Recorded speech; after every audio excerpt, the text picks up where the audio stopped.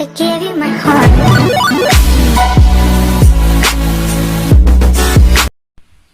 Hi guys! Welcome to our channel. So, for today's video, magluluto tayo ng arroz caldo. Arroz caldo to ng Nueva Ecija.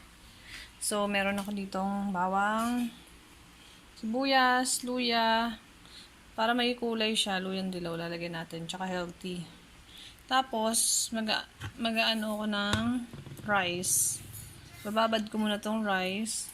Tapos, minarinade ko na yung chicken, paminta, konting patis, saka herbs. Ayan. Ito yung nilagay ko sa kanya. So, mamaya natin luluto. Hi guys! Welcome to our channel. Magluluto tayo ng arroz caldo. Dahil nagtitipid na tayo sa bigas.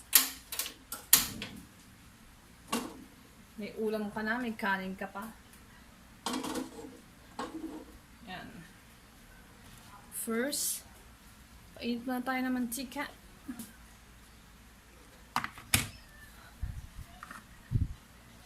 Maglagay tayo ng oil. Yan. Okay. Tapos, konting butter. Yung butter para mamaya hindi magdikit yung kasi minsan dumidikit yung rice yung sa ilalim. So gusto na natin yung luya. Yun yung butter ko. Gusto na natin yung luya.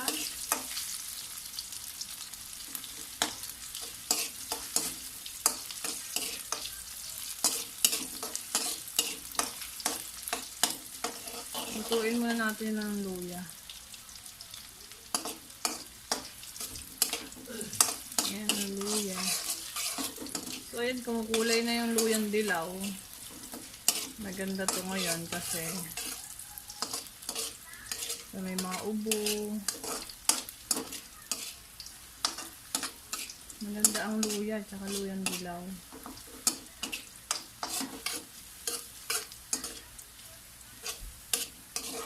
Nakatipid ka na, healthy pa. So, maglagay tayo ng bawang.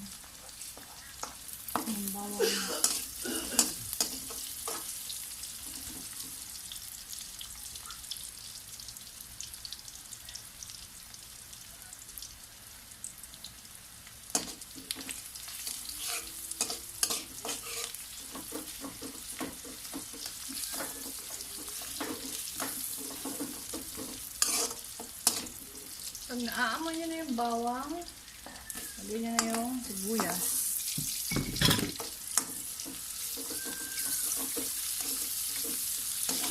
So, lulutuin na natin yung bawang sibuyas.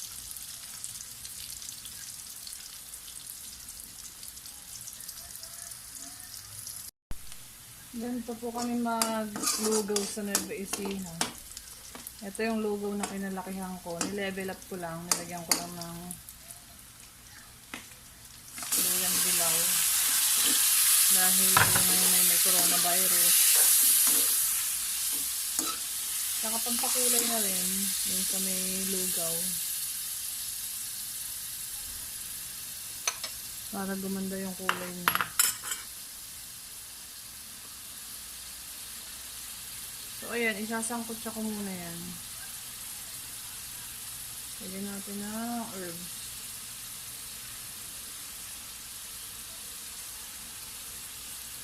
Sangkot siya muna natin yan. Tatakpan natin. So, ayan guys. Sangkot siya na siya. Ayan o, meron na siya mga kulay brown sa gilid. Ayan. Ang sip-sip na ng manok yung lasa. Ang gagawin natin dyan, itong rice na binabad natin, i-rinse natin.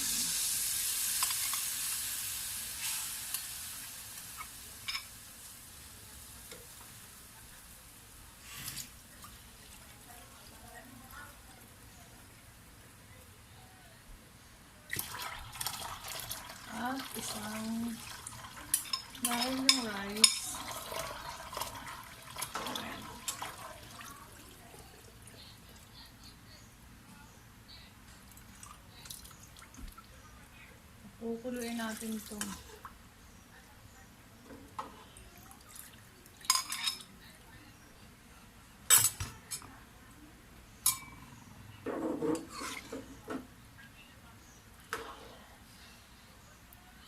Pakukuloyin natin yan. Hanggang maluto yung rice. So guys, ayan na siya. Kailangan natin halu-haluin. Kasi didikit yung bigas. Didikit yung bigas niyan pagka hindi hinalo ng hinalo. Tapos, kung wala kayong mga herbs na ganito guys, ayan po, ayan. Pwede kahit kung meron kayong oregano, thyme, rosemary, basil, kahit alam nandun yung available nyo. Kasi mas maganda rin to, papa-healthy. So syempre mamaya lalagyan natin ng paminta. So gumanda na yung kulay niya dahil dun sa may turmeric.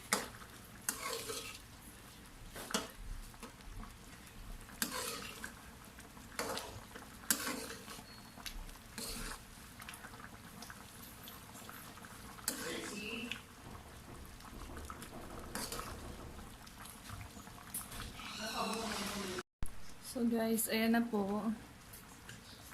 Timpla na natin guys. Lagyan natin ng asin at paminta. Ayan.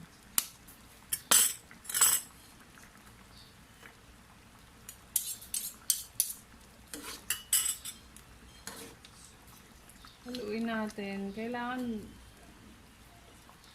dudurugin nyo yung kanin. Ayan na ganun.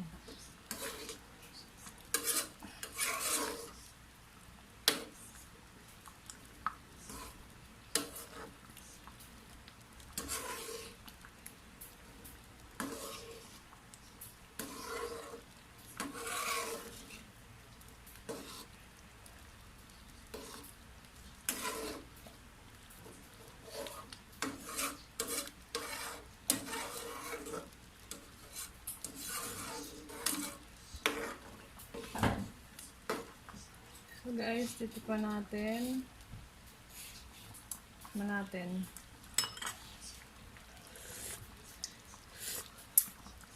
Sakto na.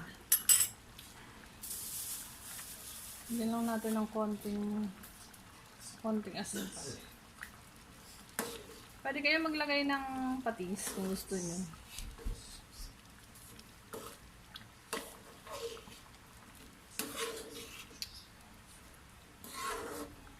Mas masarap talaga kung meron kayong ilalagay na mga herb.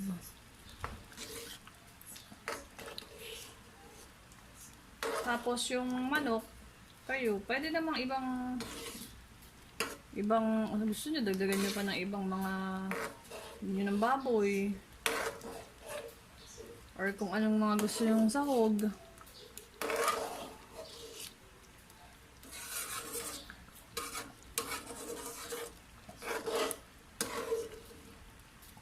Ito, ganito po yung lugaw namin sa YsabeL.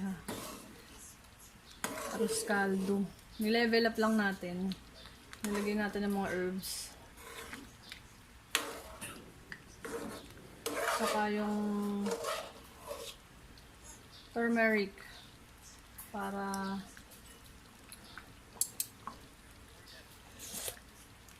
healthy. So, okay na to guys. Luto na. Yan na siya. Yeah.